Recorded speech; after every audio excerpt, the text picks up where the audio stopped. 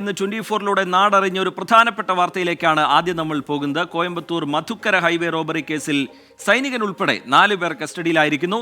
പാലക്കാട് ചിറ്റൂർ സ്വദേശിയായ സൈനികൻ വിഷ്ണു അടക്കം 4 പേരെയാണ് മധുക്കര പോലീസ് കസ്റ്റഡിയിലെടുത്തത്. കുഴൽപ്പണ സംഘമാണെന്ന് കരുതിയാണ് യുവാക്കളെ പ്രതികൾ ആക്രമിച്ചത്. 2 പ്രതികൾക്ക് വേണ്ടി അന്വേഷണം ഇപ്പോൾ പോലീസ് ഊർജിതമാക്കിയിട്ടുണ്ട്. അതേസമയം പരാതി പറയാനെത്തിയ യുവാക്കളെ കളിയാക്കി വിട്ട കുന്നത്തുനാട് പോലീസിനെതിരെ അന്വേഷണം നടക്കും എന്നുള്ള വിവരം കൂടി പുറത്തു വരുന്നുണ്ട്. എറണാകുളം റൂറൽ SP യുവാക്കളെ വിളിച്ച് അതുമായി ബന്ധപ്പെട്ടുള്ള വിശദാംശങ്ങൾ തിരക്കിയിട്ടുണ്ട്. ആ റിപ്പോർട്ടിൽ നിന്നാണ് നമ്മൾ ഇന്ന് തുടങ്ങുന്നത്. റിപ്പോർട്ട് കാണാം. സേലം കോയമ്പത്തൂർ ദേശീയപാതയിലാണ് മലയാളികൾ സഞ്ചരിച്ച വാഹനം ഹൈവേ റോബറി സംഘം തടഞ്ഞു നിർത്തി തല്ലി തകർത്തത്. കേസിൽ അറസ്റ്റിലായ 4 പേരും പാലക്കാട് ചിറ്റൂർ സ്വദേശികളാണ്.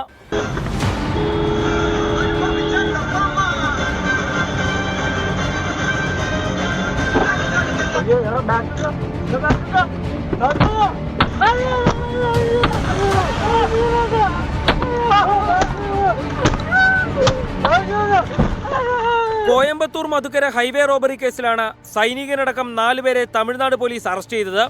മദ്രാസ് റെജിമെന്റിലെ സൈനികൻ വിഷ്ണു ഉൾപ്പെടെയുള്ള 4 സംഘമാണ് പോലീസ് പിടിയിലായത്. ഈ മാസം 14-ാം തീയതി കോയമ്പത്തൂരിൽ നിന്ന് എറണാകുളത്തേക്ക് ഓഫീസ് ആവശ്യത്തിനുള്ള കമ്പ്യൂട്ടറുകൾ വാങ്ങി യാത്ര ചെയ്ത മലയാളികളെ കോയമ്പത്തൂർ ബൈപ്പാസിലെ ടോൾ ബൂത്തിന് സമീപം ഹൈവേ റോബറി സംഘം ആക്രമിച്ച വാർത്ത 24 ആണ് ഇന്ന് രാവിലെ പുറത്തുവിട്ടത്.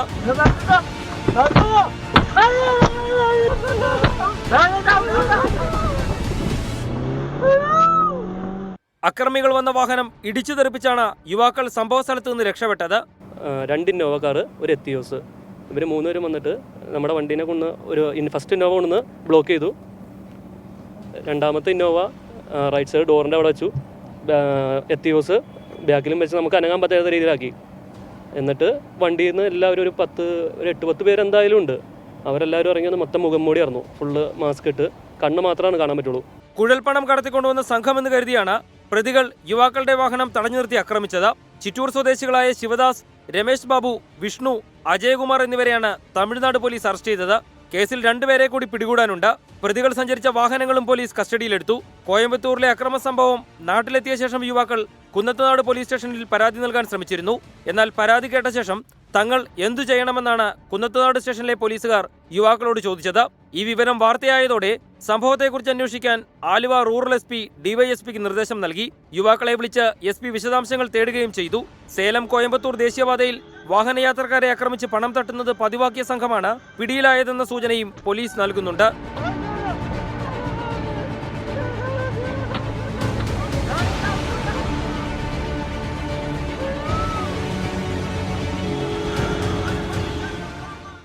മധുക്കര പോലീസ് പിടികൂടിയ 4 പ്രതികളിൽ ഒരാൾ സൈനികനാണ്. ചിറ്റൂർ സ്വദേശി വിഷ്ണു ജോലി ചെയ്യുന്നത് മദ്രാസ് റെജിമെന്റിലാണ്.